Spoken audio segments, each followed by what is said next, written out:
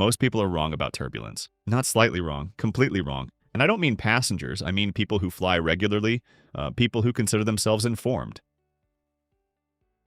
The mental model most people carry, aircraft shaking, losing altitude on the edge of disaster, is not just inaccurate, it's the opposite of what's actually happening. I'm a licensed aircraft maintenance engineer. I work on these aircraft, and today I'm going to correct the record. 5 myths, all of them wrong. Let's go. Myth 1. Turbulence can flip or crash a commercial aircraft. This is the big one. The fear underneath everything, and it is categorically false. Turbulence does not change the physics of flight. Lift doesn't disappear. Control doesn't disappear. The aircraft remains exactly what it was before, a controlled flying machine. The forces involved in normal and moderate turbulence are well within what the aircraft was designed to absorb. Not at the edge, well within. A commercial aircraft in turbulence is not a car on ice. It is a structure certified to absorb forces that exceed anything turbulence produces in normal operation. Turbulence does not flip aircraft. It does not happen in commercial aviation. Myth 2. The air hole. In Germany, they call it the Luftloch. The idea that an aircraft can fly into a pocket of empty air, a void, and simply drop. It sounds plausible. It feels exactly like what turbulence is. And it is completely wrong. Air does not disappear. There are no voids in the atmosphere. What you feel as a sudden drop is a downdraft, a column of descending air, pushing the aircraft downward momentarily. The aircraft is not falling. It is being pushed. Those are fundamentally different physical events. A downdraft might displace an aircraft by 20 to 50 feet. At 35,000 feet, that is nothing. The aircraft responds, the crew adjusts if needed, and controlled flight continues. The Luftloch is a feeling, not a physical reality. Myth 3. Modern aircraft cannot handle severe turbulence. This is not about staying in the air. That was never at risk. This is about whether the aircraft structure can take the load. Here are the actual limits. Every commercial aircraft is certified to withstand load factors that far exceed operational turbulence.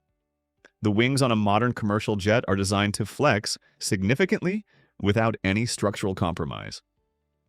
That flex is not a failure, it is the design working. During type certification, airframes are tested to destruction, pushed beyond their certified limits in controlled conditions, to prove the safety margin is real.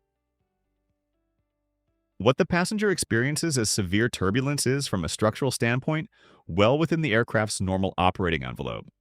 I have worked on aircraft that have encountered severe turbulence in service. They come back, they get inspected, they fly again. The airframe is not the weak point. It never was. Myth 4.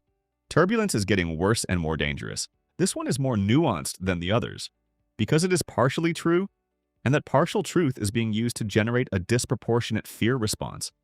The research is real. Climate change is increasing the frequency and intensity of clear air turbulence in certain atmospheric corridors. Jet stream patterns are shifting. Some routes are experiencing more turbulence than they did 20 years ago. That is a factual statement. What that does not mean, what the data does not support, is that turbulence is becoming more dangerous. More turbulence does not mean more danger. It means more discomfort. Passengers feel it more. The aircraft doesn't care. The engineering margins have not changed. More turbulence, same aircraft, same outcome. Myth 5. And this is the one that actually matters. Seatbelts don't make a difference during turbulence. This myth is dangerous, because unlike the others in which generate unnecessary fear, this one causes real preventable injuries. Turbulence doesn't injure aircraft, it injures people. Every year, passengers and crew are injured during turbulence events.